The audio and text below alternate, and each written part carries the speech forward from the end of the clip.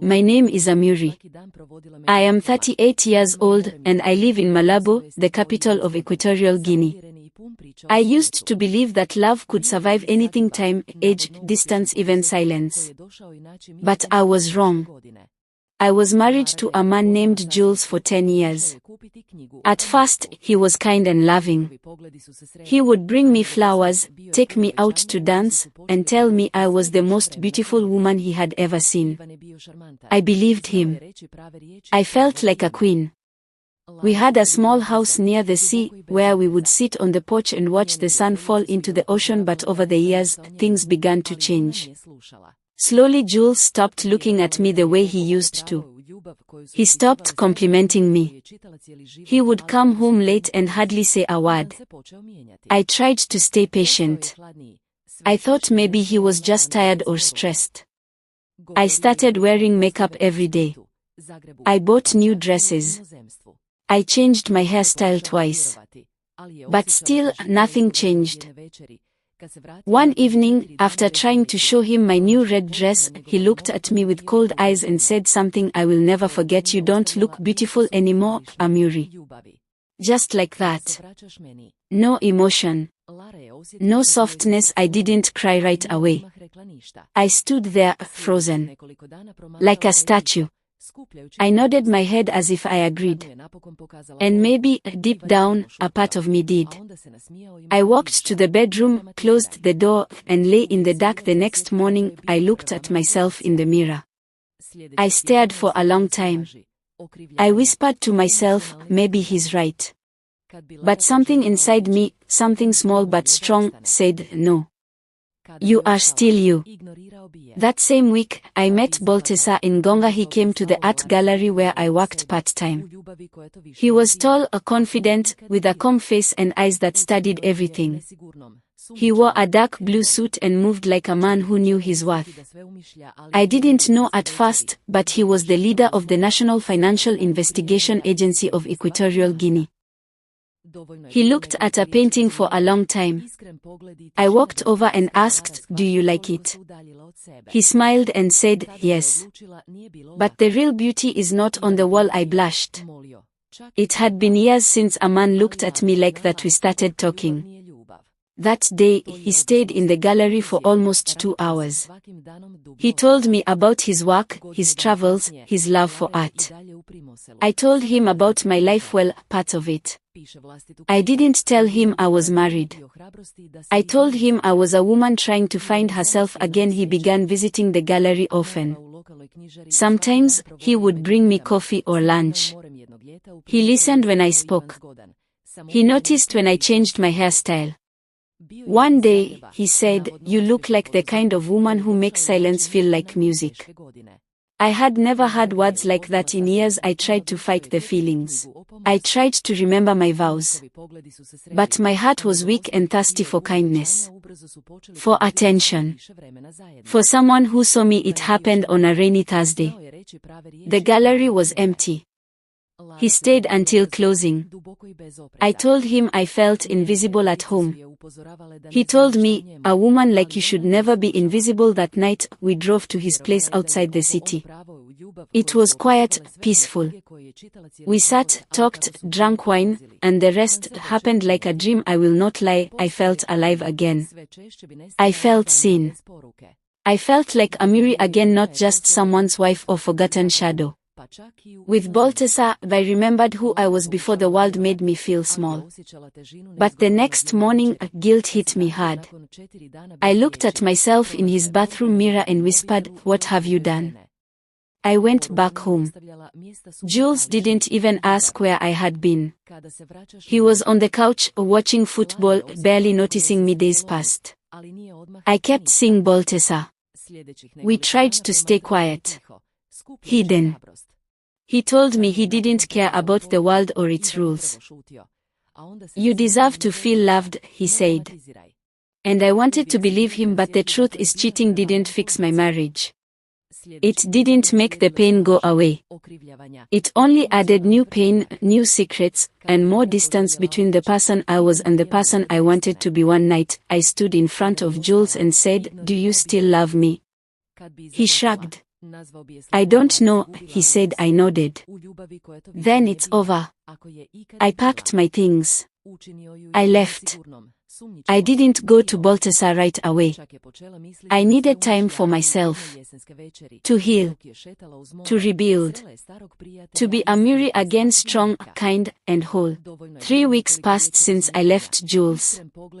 I had moved into a small apartment not far from the city center of Malabo. It had only 1 bedroom, a small kitchen, and a balcony that looked over the street. It wasn't much, but it was mine. It was quiet. And in that silence, I started to find myself again, but I missed Balthasar. I thought of him every morning when I drank my tea. I thought of his deep voice, the way he looked at me like I was the most important person in the room. I missed the way he listened to my stories, even the silly ones. I missed his hands, his laugh, and the peaceful way I felt when I was near him. But I was scared. I had already broken one promise to my marriage. I didn't want to break myself again. I needed time to think, to heal, to ask myself, was it real? Or was it just something that happened because I was broken and he was kind? Then, one Friday morning, I saw him. I was walking through the market, buying tomatoes and onions. He was standing across the street, talking to another man in a suit. I stopped. My heart began to beat fast. He saw me, our eyes met. He walked over slowly, carefully, like someone who didn't want to scare away a bird. He said, Amuri. I couldn't speak at first. My mouth felt dry. My fingers tightened around the shopping bag. Then I finally said, hello, Balthasar. He looked at me closely, gently. You disappeared, he said. I nodded. I had to, I replied. I had to be alone. He didn't ask questions. He didn't complain. He simply said, are you okay? And that broke me. Right there in the middle of the market. Tears filled my eyes. No one had asked me that in so long and meant it. He walked me to my apartment. I invited him in. We sat on my old sofa. It was quiet for a long time. Then I spoke. I didn't leave because I didn't care about you, I told him. I left because I didn't want to be the woman who runs from one man to another. I wanted to be strong alone. He nodded slowly. And now, I looked at him. Now I think I'm strong enough to love someone the right way. He smiled. Then let's begin again. From that day, Balthasar and I started again. Not in secret. Not in fear. But with honesty. He would visit me every evening after work. We would sit on the balcony, eat together, laugh. He would ask about my day. I would ask about his work at the National Financial Investigation Agency. Sometimes he couldn't tell me everything. It was government work, but he always tried to make me feel part of his world. On weekends, we drove outside the city. To the beach. To the mountains. Sometimes just to a quiet cafe where no one knew our names. We talked about everything. Our pasts. Our dreams. Our fears. Our dreams. Our fears. He told me, Amuri, you are not just beautiful. You are brave. That meant more to me than anything. He never pushed me. He gave me space when I needed it. He respected my silence and celebrated my laughter. I told him about my childhood, my favorite books, my favorite foods. He told me about his younger days in Bata, how he grew up wanting to be a lawyer, and how he ended up working in finance and investigations. We built something new. Not just love, but friendship, respect, peace. One evening, after dinner, we sat on the beach. The sky was full of stars. I was lying back on the sand, and he was sitting beside me, his fingers running gently through my hair. He said, "You've changed." I looked up. "How? You smile now with your eyes." I laughed. "Because I'm happy." He turned toward me. "And I want to keep it that way." He reached into his pocket and took out a small box. My heart skipped. "No pressure," he said. This is not a proposal. Not yet. But it's a promise. Inside the box was a silver ring. Simple. Elegant. With a small blue stone in the center. It's a promise, he said, that I'll never stop seeing you. Tears filled my eyes again, but this time they were full of joy. After 1 full year of peace, love, and laughter with Baltasar, I truly believed I had found my forever. I had started to forget the pain of my past marriage. I no longer thought about Jules or the words that once broke me. Baltasar had become the center of my new life. He was kind, patient, strong, and always made time for me no matter how busy his job was at the National Financial Investigation Agency. We had plans to travel. He said he wanted to take me to Spain, to see Madrid and Barcelona. He promised we would visit museums, eat in small cafes, and walk hand in hand through the old streets. He even said, I want to show you the world, because you deserve it. Every part of me believed him. I had never asked many questions about his personal life. He never mentioned his family. I assumed he was single. He never said otherwise. I didn't ask because I trusted him.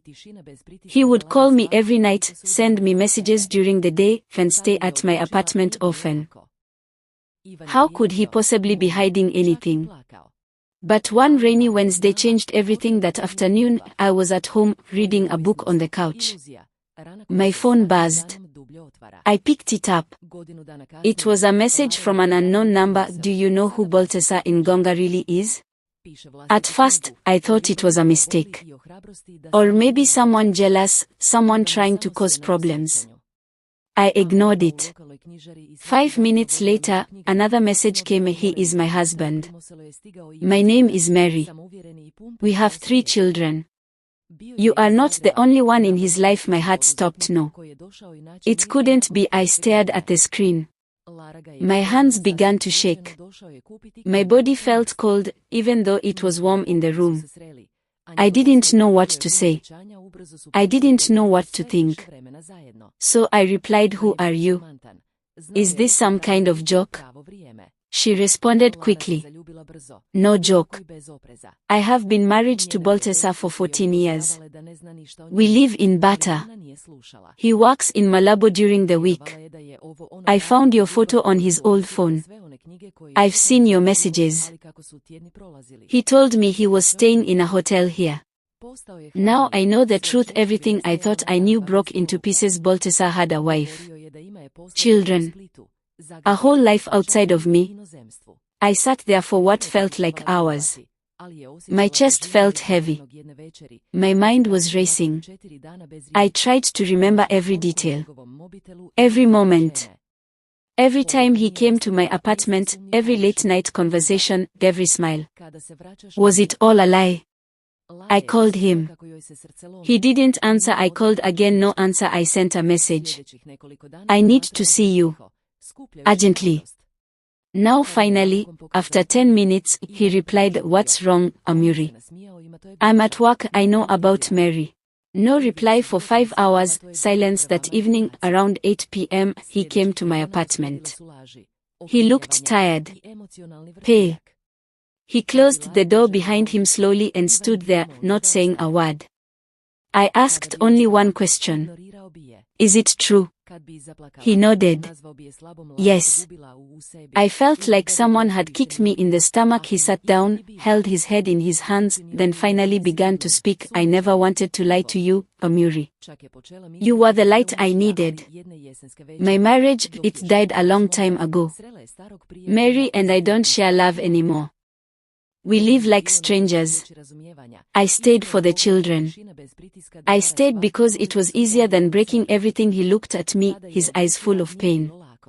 Then I met you. And I felt alive again. I was silent. I felt a mix of emotions: anger, sadness, betrayal, confusion. Why didn't you just tell me? I asked because I knew I would lose you, he said. After he left that night, I cried until morning. I didn't eat. I didn't sleep. I couldn't believe that I had once been the other woman without even knowing. After everything I had gone through with Jules, after fighting to find my worth again, here I was, broken all over again, worse than before. Because this time, I had given my heart completely. I thought about Mary.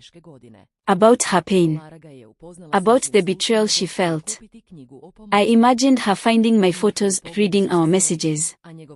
I imagined her sleeping next to a man who kissed someone else goodbye hours earlier. I felt sick. How many lies had he told? How many nights had he gone home to her after holding me? How many times had I believed his words when they were built on silence and secrets? For 2 weeks, I didn't answer his calls. I didn't reply to his messages. He sent flowers. I threw them in the trash. He waited outside my building. I walked past him. I wasn't ready to forgive. I wasn't sure if I ever could.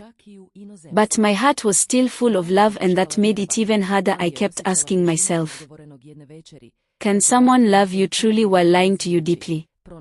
Some nights I missed him. His voice. His touch. The peace I once felt in his arms. But now that peace felt like poison. Sweet but deadly. 6 months had passed since I last saw Balthasar at the cafe by the sea. 6 months of silence. 6 months of healing. 6 months of learning to love myself again. My life had changed. I had started working full-time at the art gallery. I joined a women's reading group on Sundays. I took long walks by the beach and sometimes just sat on my balcony with a cup of tea, enjoying the sound of the city and the peace in my heart. I was no longer waiting for anyone. Not Jules. Not Balthasar. Not love. I had finally learned that I was enough on my own. But one evening, just as the sun was setting, I received a message. It was him. Amuri, please. I need to see you. I stared at the screen. My heart didn't race. My hands didn't shake. I simply sat still and read the words he had written. The next day, he was outside the gallery when I arrived for work. He was wearing a grey suit. His hair had more grey in it now. He looked thinner, tired, almost like someone who had been searching for something and still hadn't found it. I didn't speak. He walked toward me and said softly, "Can we talk?" I said nothing and walked past him into the gallery, but he didn't give up. That evening, he sent another message. I've left her. I told Mary the truth. I've moved out. The children know everything. It's been hard, but I couldn't continue living a lie. I couldn't stop thinking about you. I didn't reply. A week later, a letter came to my apartment. A real letter, handwritten.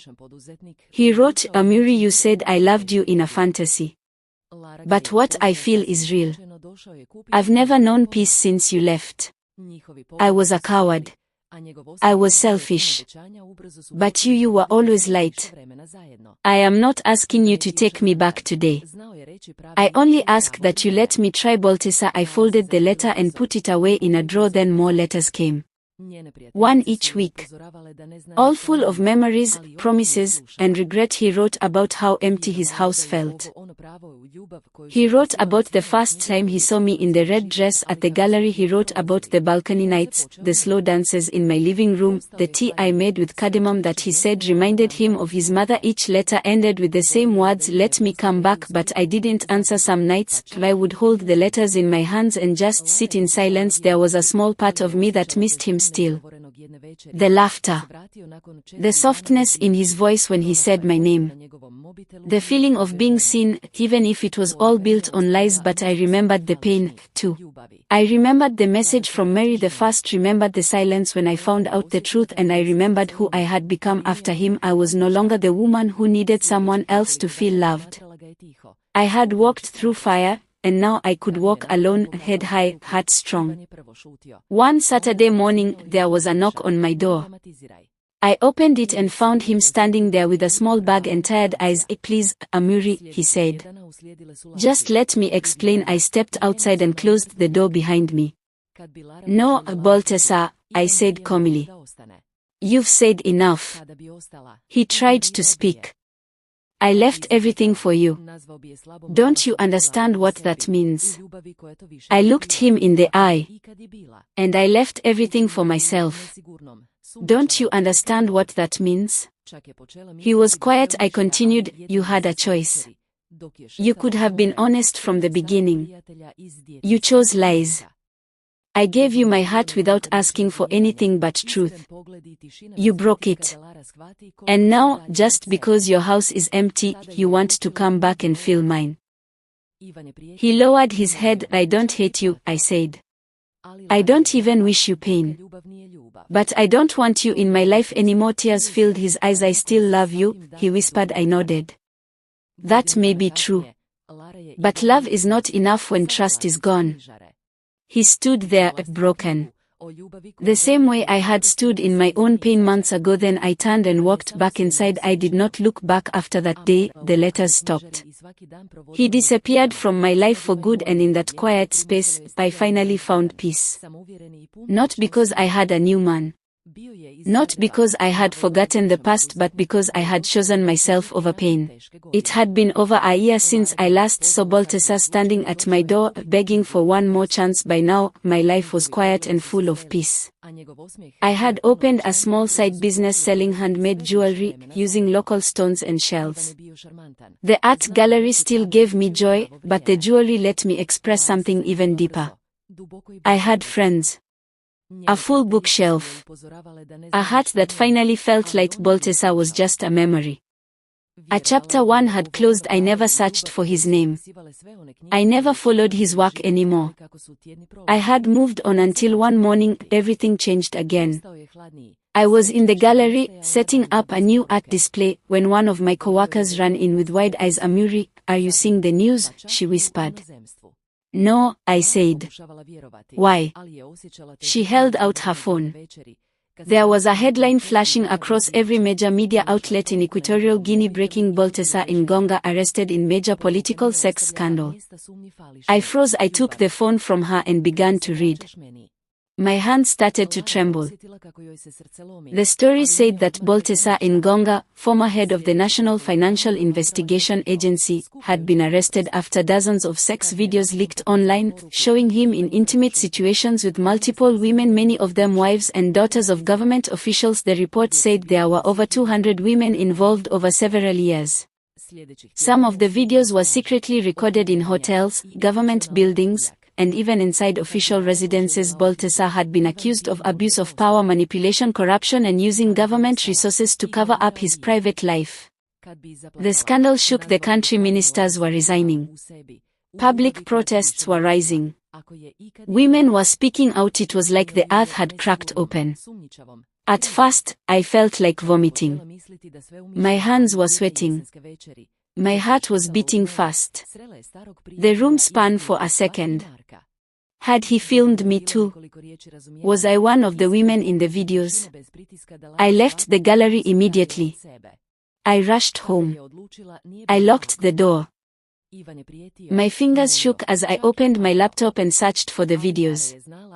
I clicked, scrolled, watched parts with my eyes half closed, faces blurred. Voices unclear. Women crying. Men laughing, but I wasn't there. I searched again, nothing. After Balthasar was arrested and his name started appearing all over the internet because of the scandal, I felt scared. Very scared. I was sitting alone in my room, holding my phone in my hand, a heart beating fast. I kept thinking, what if the videos of me and Balthasar are online too? He had always said he loved me. He said he would never hurt me. But now that he was in trouble, I didn't know what to believe anymore. Everyone was talking about the scandal. They said he had done bad things. They said there were photos and videos online.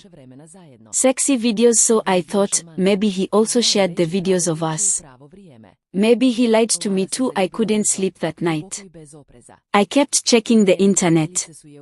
I searched on Google. I checked Facebook, Twitter, Instagram, and even strange websites. My hands were shaking. My chest felt tight. I was ready to see something terrible, but nothing came up. I checked again the next day. Still nothing. And the day after that, still no video of me. No pictures. Not even my name. And that's when I started to breathe again for the first time in days. I took a deep breath. My body relaxed. I smiled. A small smile at first, but then a big one. I felt safe again. It was like a big, dark cloud had been covering my life. But now, the sun was shining again. I was okay. My secret was safe. Nobody knew. Nobody saw anything. It was all gone. I looked in the mirror and said to myself, "You are okay. You are strong. You are free." I didn't care what happened to Baltasar after that. He made his choices. He got caught. But I was lucky. I was careful. And maybe, just maybe, he had kept his promise to me after all. Maybe he really didn't want to hurt me. Still, I learned something important. I learned that I should never trust someone so easily again. I learned to protect myself better. And I learned that sometimes, even when everything feels like it's falling apart, things can still turn out okay. Days turned into weeks. The scandal disappeared slowly. People stopped talking about it. Baltasar's name was no longer on the news. And me? I was free to start again. I changed my phone number. I moved to a new place. I started going out again, seeing friends, laughing, dancing, living. I felt like I got my life back. I even started writing in a journal, telling my story, just like I'm telling it now. Because maybe, one day, someone else will read this and feel less alone. Maybe they will feel hope too, because yes, bad things can happen. Scary things. But that doesn't mean your life is over. Sometimes, the worst things don't happen. Sometimes, you're lucky. And when you are, you hold on to that gift like it's gold. That's what I did. I held on to my happiness. I held on to my peace. Today, my life is different. Very different. After everything that happened with Baltasar, my world changed. At first, I was scared, hurt, and confused. But time passed. And with time, I started to heal. Now, I wake up each morning with peace in my heart. I no longer live in fear. I no longer check the internet every day to make sure my videos aren't online. I don't worry that someone will find out my secret. Because I know now it's over. That part of my life is finished. And I am free. After the scandal, I moved to a new town. I needed a fresh start. I didn't want to see the same streets, the same cafes, or the same places where I had been with him. It was too hard. Too many memories, so I packed my bags and left. I found a small apartment in a quiet neighborhood. It's nothing fancy. Just a simple place with one bedroom, a small kitchen, and big windows where the sunlight comes in every morning. But to me, it's perfect. It's my space. My safe space. I put up soft lights in the living room. I bought plants and gave them names. I made my home feel warm, gentle, and full of good energy. For the first time in a long time, I had a place where I could just breathe. These days, my life is calm. I work during the day. I have a small job in a bookstore. It's quiet there, and I like the smell of the books. I don't talk to many people, but that's okay. I smile, I help customers, and I read during my breaks. I feel useful. I feel proud after work. I go home, cook myself something healthy, and sometimes I go for a walk. I like watching the sky at sunset. The colors make me feel alive again. I listen to music that makes me feel peaceful. No more drama. No more fear. Just me, my life, and the soft sound of the world around me. One of the hardest parts after everything that happened was learning how to love myself again. For a long time, I blamed myself. I asked, why did I trust him, or why didn't I see the truth earlier? But over time, I learned something important. It wasn't my fault. I was kind. I believed in love. I believed in someone who didn't deserve my trust. But that doesn't make me weak. That makes me human, so now, every day, I look in the mirror and say something kind to myself. Sometimes I say you are strong, sometimes I say you are healing, sometimes I just say I'm proud of you. It may sound small, but it matters. Loving yourself takes time. And I am finally doing it. I've also started making new friends. Not many. Memories, so I packed my bags and left. I found a small apartment in a quiet neighborhood. It's nothing fancy. Just a simple place with one bedroom, a small kitchen, and big windows where the sunlight comes in every morning. But to me, it's perfect. It's my space. My safe space. I put up soft lights in the living room. I bought plants and gave them names. I made my home feel warm, gentle, and full of good energy. For the first time in a long time, I had a place where I could just breathe. These days, my life is calm. I work during the day. I have a small job in a bookstore. It's quiet there, and I like the smell of the books. I don't talk to many people, but that's okay. I smile, I help customers, and I read during my breaks. I feel useful. I feel proud after work. I go home, cook myself something healthy, and sometimes I go for a walk. I like watching the sky at sunset. The colors make me feel alive again. I listen to music that makes me feel peaceful. No more drama. No more fear. Just me, my life, and the soft sound of the world around me. One of the hardest parts after everything that happened was learning how to love myself again. For a long time, I blamed myself. I asked, why did I trust him, or why didn't I see the truth earlier? But over time, I learned something important. It wasn't my fault. I was kind. I believed in love.